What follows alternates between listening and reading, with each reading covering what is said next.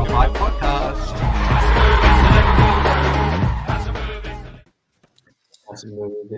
What is happening, everyone?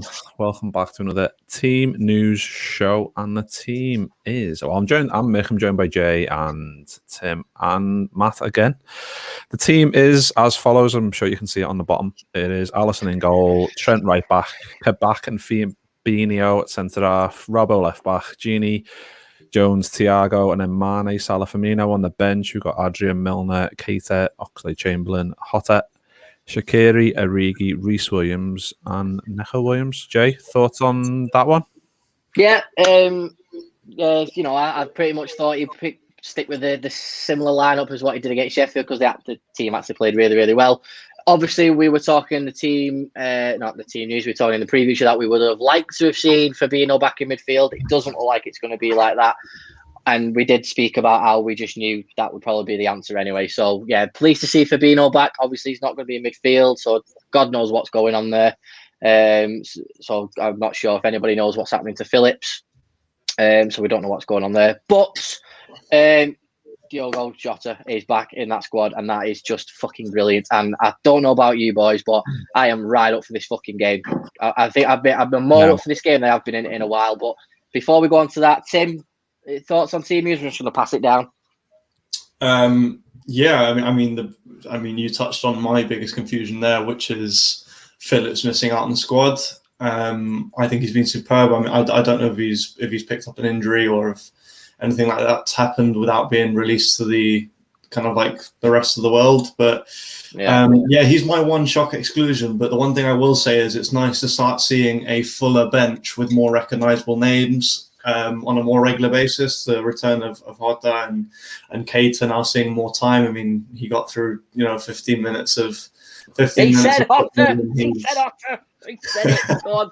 Say it one more time. Go on. Say it one more time. So yeah, Horta's back. But yeah, it's actually quite nice to see a bench that you feel like we can bring a couple of guys on and that are actually going to make a difference and have the experience, the big game experience, to be able to come on and kind of like make an impact in a game that is, feels like one of the more important this season regarding our position, Chelsea's position, and once again the results that have happened around us in the last 24 hours. So yeah, I'm excited for this one. I'll back up what Jay said. Yeah, thoughts, Matthew? Yeah, I'm happy enough. I mean, I understand Fabinho coming in centre, but for two reasons. Firstly, clearly something's wrong with Phillips, and secondly, Werner's leading the line for these lot. So, he handled him at the bridge. I'm pretty sure he can handle him at Anfield. Glad to see Ali back in nets. He'll dedicate this clean sheet to his dad, no doubt. And yeah, just good to see Jota back, Keita back. Hopefully, both can get some time. Well, I'm trying to find something that's gone with Phillips, but it's nothing really. I don't know if anybody's watching who's got anything on Phillips, because I'm quite shocked that he isn't there. Yeah, it's very strange. Yeah, he must be injured.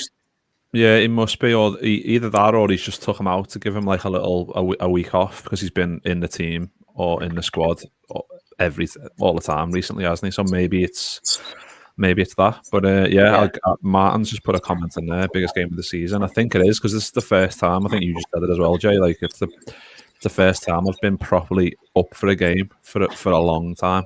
Because obviously, like we said, we've got key players back in there. Naby on the bench and Hotter on the bench, who we can call on if we need them. But let's go through Chelsea's team very quick. So it's Mendy in goal, Azpilicueta, Christensen, Rudiger as a back three, I imagine, and then Chilwell, Reece James wing backs, and you've got Jorginho and Kante as the two in midfield, Mason Mount and Ziyech just ahead, and then obviously like we expected Timo Werner ahead of them, because there's no point playing a big fella up against Liverpool at the moment, because we've got pretty decent tall centre halves. It's the pace that's gonna worry us, isn't it? But let's have a look through a few of these comments. We've got Kev's in there. Evening, Kev. We've got Paul. How are we doing, mate? Martin, of course. Gav, legend. Gav. David, the bench looking very strong. Indeed, it is. Who else have we got here? David's going for a draw 2-2. I mean, it's got goals written all over this, hasn't it? Jay, what do you think in terms of goal? I think, what did you say yesterday? I think we all said 2-1, didn't we, yesterday? I said 2-1, yeah. Matt went for a draw, didn't it? But again, you could see that happening. But it's like what Martin's just said there. It's like the biggest game of the season so far, 100% it is, because, like Tim said, the results have gone our way, and it is a great opportunity, especially with us playing Fulham next, City playing United at the weekend. It's a huge opportunity. And if we know that, the players will certainly know that as well. So it's going to be interesting, because I think Chelsea will set up quite... they'll sit back a little bit and let us come at them. I think they're going to be quite defensive. I think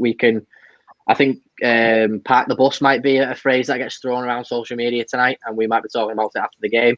That's my only worry. But I just think, we should be right up for this game. It's fucking massive. Come on, lads. Fucking let's have some tonight. Let's have it. Yeah, just as you say, the results are going our way. Everton go and score. Everton have just scored, yeah. Richarlison. So I'm retiring. Fuck off, football. and at pretty much the same time, Maja for Fulham scored, then it got ruled out against Spurs. I mean, fucking hell. Fuck the Blues. They got fuck all. They don't fucking matter. So as it stands at the minute, City obviously top, United second, Leicester third, Everton fourth. So if we win tonight, we go above them. Another 5-3 thriller. I'd fucking take that, absolutely. Neil's come up with a good one. Proper pub chat question. If you could recall one past red to improve this particular lineup, who would it be? Michael. Isn't it just the easiest answer to Steven Gerrard, isn't it? Yeah, it's always Gerrard, isn't it? Imagine Gerrard in this, a prime Gerrard in this team. Fucking hell, he'd be everywhere, defending, fucking scoring goals, everything. Easy. Yeah, I don't think I can argue with that. Tim, Matt, you got anything on that one? Nope. No, didn't think so. Yeah. Didn't think so. Doug's going for the 2-1. Nice one, Doug. Cracking football channel as well. Really, really growing really quickly, mate. Really made up for you. Who's bothered about Everton? Not a threat. Absolutely, Dave. You are spot on, mate. Jake has said it's 2-1 to the Reds. Yeah, I think we're all with you there as well. Gav's put Titi Kamara to improve the squad. Absolutely, yeah. I would probably suggest Sean Dundee. And that's not a slight at Sean Dundee. We've got a great interview with Sean Dundee on the channel. Go check it out. Cheap plug. Shameless plug. Excuse me. Absolutely shameless plug. Absolutely. What a guy. Dan's put this season, Sammy Ipia. Absolutely, mate. Yeah. To be fair, he's got a good point, because Paul's question was to improve. Neil's question was to improve this squad now. So absolutely, yeah, you probably would pick Sammy Rudyer or Jamie Carragher. Absolutely. The only thing that's worrying me about them is the pace, though, innit? I mean, they're both, Carragher and Hippie, were good positionally wise, but we're fucking so reliant on pace at the back now. So that'd be my only concern, because we wouldn't be able to play the high line as effectively. I mean, we haven't seen it for so long. Does Van Dijk count as a pass red at this point? Yeah, at least we wouldn't have to put centre midfield at centre half anyway. So Paul Dennison has come up with Phil Neal. Absolutely, mate. What a fucking our most decorated player. Incredible. Jake's thrown in as well this season. Gerrard and Suarez to improve the squad. Yeah. Do you know what? All these questions, it's mad, isn't it? Considering if we had everybody fit, we probably wouldn't even be asking any of these questions. It's mad, but exactly. Fucking Chelsea boys in less than an hour. I can't fucking wait. I really can't. We're going to have this, and we're going to come on this podcast later, have a drink, and it's going to be fucking great. I'm telling you now. I honestly can't wait. And I'm just like Kev just put a good comment in there. I think Jones needs to have another good game for us to get a good result. Yes. I mean, when he doesn't play well, it does kind of have quite a big, profound effect on how we are in the game. I think that's quite telling that he's still a kid, and he's having that much of an effect on the Liverpool team at the moment. So, yeah, I'm hoping he does have because I wanted them to have a good game against Everton. I thought he'd be really up for that one, being a local lad and whatever, but it just didn't seem to go for him, did it? So I'm hoping against one of the big boys tonight in Chelsea, against a really good team, he steps up and fucking bangs on top corner like he did against Everton in the cup a couple of years ago. Mm-hmm. No pressure. What? No pressure. No pressure. Yeah, well, I know. Yeah, he's watching this. He's just texted me then. Fucking hell, because he'd be like, "It's absolutely unbelievable." I think he would say that it was unbelievable. Love that clip. Let's just go. News just in. Let's go to Thiago, Cam. So obviously we're going to need a bit of a chat about your boyfriend, Michael, as we do. So we're on Thiago watch, ladies and gentlemen. So Michael, take it away. What you want from him? I've got a few pictures if you want. No, he's always key, but I think tonight, if he's, especially that we've got the bench options that we have, even if we see Hotter come on for the last half an hour, I just can't wait to see the link up between them two, because I imagine it's fucking magic and training. I just want to see it on the pitch against a good team. So that'll be really interesting to watch tonight, I think. Well, we got our first sort of glimpse of Thiago, didn't we, against Chelsea, and it was very evident of what he was capable of, and obviously he broke certain records and stuff like that. But again, when you look at it, I think he's got to pop up with an assist at some point, or something that is just majestic, just to settle some of the doubters, because I know there are a few doubters out there that are creeping in about it, and some people are suggesting he doesn't play or he sits a game out, stuff like that. But if anything, this is the type of game where a world-class footballer like Thiago will fucking shine, won't he, Matt? Yeah, thanks, Matt. Yeah, appreciate it. Back there, mate. Yeah, nice one. What'd you say? No, just very fine. The moment's gone. I'm going to pass it over to Tim now. Oh my god! Go on, Tim. Answer that question if you can remember what I fucking said. Well, yeah. I mean, this is the kind of game he thrived on. It's the big game that the biggest players always get up for. I think that he's been at his best when he's playing the biggest clubs. Teams that come out and play, and he can pick. That open up gaps in the defense that he gets to pick through. My only worry today is that Chelsea at any one point they're going to have 6 guys in the midfield with the 2 wing backs and their kind of box that their 2-2 that they're lined up with. So my only worry is getting overrun in the midfield a little bit, but I have no doubt that whenever he's on the ball and kind of in a little bit of space, that he's going to produce something that is superb. So, and just to touch on what Mick said, I think that I'm excited to see that connection between him and Jota, and just watch him playing balls behind the defense. It's something that pulled apart Chelsea last time. That's why Christensen got sent off in the first game. Ball over the top, Mane in behind. The keeper was in no man's land, and he took Mane down and got sent off. So to me, the Chelsea back line isn't particularly pacey. I mean, Rudiger's fairly quick, but the other 2 are kind of like there to be had defensively, I reckon. So I see us kind of exposing that with balls over the top. I think that we will actually take a little bit more of a defensive approach. Chelsea tend to have more possession under Tuchel. Is it Tuchel?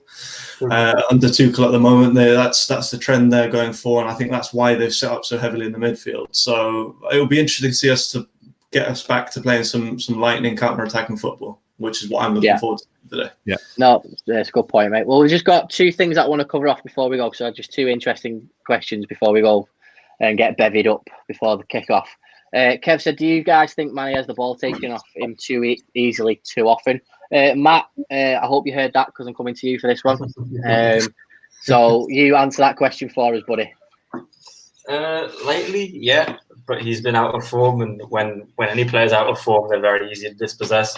But when Mane's on form, then no one can touch him. It's just a case of him having to play himself in a form, and I think everyone's sort of realised that, and hopefully that starts today. Reece James is better going forward than he is defensively, in my opinion at least, and Azpilicueta is there to be had. So hopefully that isn't the case today. It's a really good point, mate. Really good point. So the last question, boys, but we're not going to answer it on this show. We're going to answer it after the game, because after the game we all might feel in one way or another. But this is a question from Gav, and he's put, this season we all know is a write-off given the injuries we've had. When everyone is fit next year, how long would you give Klopp to improve things before wanting him out? Okay. Now, as a little bit of a disclaimer for Gavin, because he is a passionate Liverpool fan, he said, I'm not saying I want Klopp out, just asking for your views on this for next season, gents. Absolutely. It's a really good question, but I'm going to give you the full 90 minutes and a little bit extra to think about that one, okay? Because I think we'll tackle that question after we've sort of discussed the game. We'll have a look into that, because I think it's a really good question. I don't think we've got enough time to talk about it now, Gav, blatantly, because we all need a piss. We all need to fucking refill our glasses before we have... But we get buried up and watch the Reds beat Chelsea. So, yeah. So, Mick, sign us off, son. Yeah, we'll be back. I think what time is the match going to finish? About 10, so we'll be back about 10:10. So make sure you've got a bevy ready and you come and have a little chat with us and hopefully celebrating a Boss Liverpool win. See you all in a bit.